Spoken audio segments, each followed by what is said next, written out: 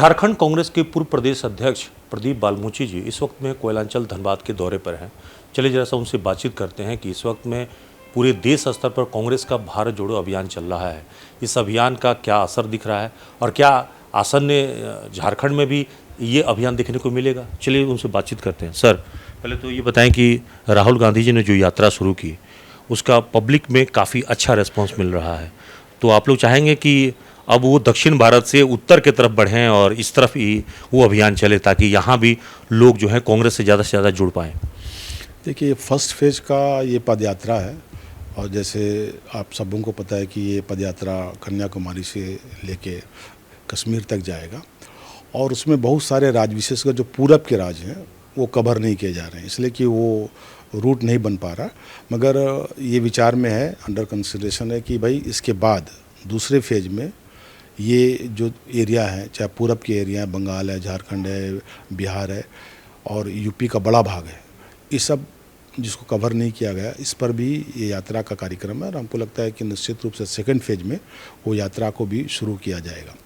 और ये जो यात्रा सचमुच में, इस यात्रा से जो लोगों का रिस्पांस राहुल जी को मिल रहा है या ये कहें कि आप सोशल मीडिया में भी देखेंगे या मीडिया में भी देखेंगे, जिस तरह से रिस्पांस मिल रहा है, निश्चित रूप से हम कह सकते हैं कि आने वाले समय में हम लोग बड़ी एक ताकत बना सकेंगे जिससे कि हम लोग 2024 में मोदी को बड़ी टक्कर दे सकें।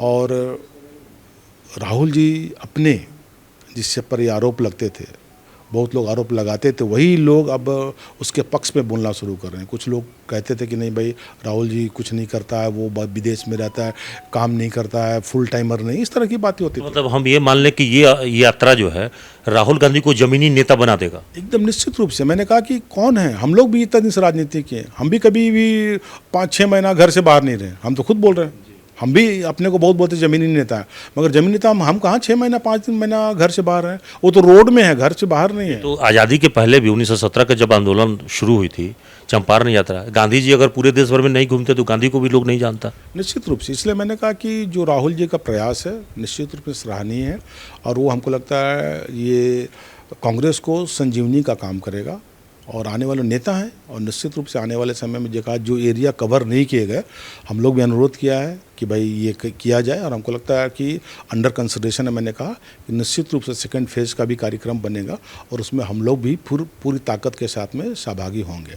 कांग्रेस का जो संगठन जितना मजबूत पहले एक ज़माने में पूर्वी हिस्से में हुआ करता था, धीरे धीरे यहाँ से सत्ता से आप सब बेदखल होते गए, किसी और के साथ, किसी क्षेत्रीय पार्टियों के साथ गठबंधन करके सरकार में आते रहे और वो मजबूत होते गए और आप लोग कमज़ोर होते गए। मतलब क्षेत्रीय दलों के साथ में राष्ट्रीय पार्टी होने के बावजूद आप कमज़ोर होते गए, तो ये नुकसान तो होते रहा।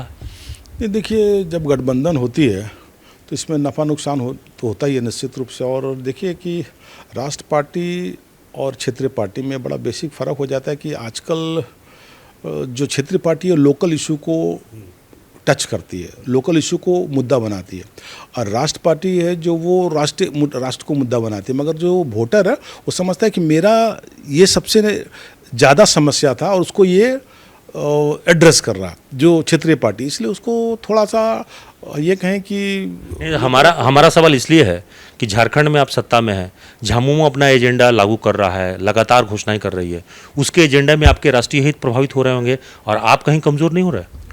ठीक आपने कहा, मैंने कहा ना, जब इस तरह की गठबंधन होते हैं तो उससे कहीं ना कहीं जो क्षेत्रीय पार्टी है उनको थोड़ा लाभ मिलता है। अब देख लीजिए कहीं पर, चाहे वो साउथ में देख लीजिए, जहाँ जहाँ गठबंधन हो रहा है वहाँ पर देखिए, जहाँ गठबंधन है वहाँ पर राष्ट्र पार्टी को थोड़ा नुकसान होता है, चाहे बीजेपी हो चाहे कांग्रेस हो।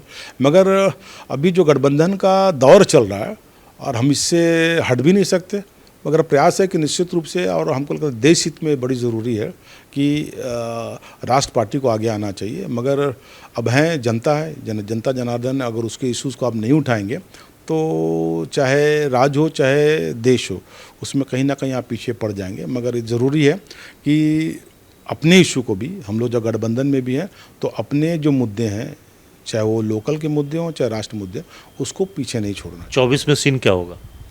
24 में निश्चित रूप से हम अच्छा परफॉर्म करेंगे। आज जो हमारी परिस्थिति है, ठीक है, दोनों में, लोकसभा में भी और विधानसभा में भी। एक नया चेहरा सामने आया है, राहुल गांधी तो आपके प्रधानमंत्री उम्मीदवार हैं ही, एक नया चेहरा है बिहार के मुख्यमंत्री नीतीश कुमार। वो सारे विपक्ष को एकजुट कर रहे हैं। उन्होंने बजाबते जो है तेलंगाना के मुख्यमंत्री को भी साथ में लिया, हालांकि वो भी अपने आप को पीएम के उम्मीदवार के तौर पे चल रहे हैं। तो ये गठबंधन में उधर ममता हैं, इधर ये हैं, तो ये क्या सभी लोग एक प्लेटफॉर्म पे एक आए हो पाएंगे? देखिए, हमको लगता है कि ये प्रयास भी नीतीश के द्वारा भी किया गया था, या मैंने कहा कि तेलंगाना के मुख्यमंत्री उनके द्वारा भी किया गया। और हमको लगता है कि आज ये वक्त का ऐसा तगाजा है कि सबको इससे अगर इसे लड़नी है, बीजेपी को अगर हराना है, तो सबको एक प्लेटफॉर्म पे आना है। और हमको लगता है उसके प्रयास किए जा रहे हैं। और हमको लगता है कि देखिए, अभी काम चल रहा है, और हमको लगता है कि निश्चित रूप से हम लोग सब लोग एक प्लेटफॉर्म में खड़े नजर आएंगे चुनाव के समय। तो आपको भी लगता है कि पीएम मटेरियल है नीतीश? नहीं, अभी ये तो अभी तय नहीं हुआ। देखिए, वो कोऑर्डिनेट कर रहे हैं। उन्होंने ये भी कहा है कि हम प्राइम मिनिस्टर कैंडिडेट नहीं, उन्होंने खुद कहा है, ठीक है। मगर हाँ, कोऑर्डिनेट करा इसका मतलब ये नहीं बोलिए कि नहीं वही उम्मीदवार है। उम्मीदवार तो फिर सब लोग मिल के तय करेंगे कौन होगा, नहीं होगा। अभी तो राहुल गांधी पर अगर बात बन जाए तो उनके लिए तो राष्ट्रपति के लिए भी बात सोचा जा सकता है। मेरी बात सुनिए, इसलिए कि सबसे पहले तो ये ज़रूरी है कि सब लोग एक प्लेटफॉर्म पे आएँ। अब एक तो कहावत है ना, बोलते हैं पहले डकैती कर लो, तब तो बंटवारा का बात करोगे, अभी तो माल आ जाए पहले। तो इसलिए पहले कहा कि अगर प्लेटफॉर्म में पहले तो आइए, उसके बाद ना कैंडिडेट का तय करिएगा। अब अभी कैंडिडेट से तय करिएगा तो फिर प्लेटफॉर्म में कब आइएगा? तो इसलिए हमको लगता है कि पहला काम है प्लेटफॉर्म में आ जाएं एक जगह, उसके बाद फिर सर्वसम्मति से बनाएं कि कौन नेता बन। हो सकता है 2-3 उम्मीदवार हों उसमें, तो उसके बाद तय किया जाएगा क्या किया जाए। पहले भी हुए ऐसे, हो सकता है कोई प्राइम मिनिस्टर का होगा, कोई डिप्टी प्राइम मिनिस्टर का होगा, इस तरह से बातें होंगी। पिछले 8 साल में मोदी के कार्यकाल को कैसे देख रहे हैं आप?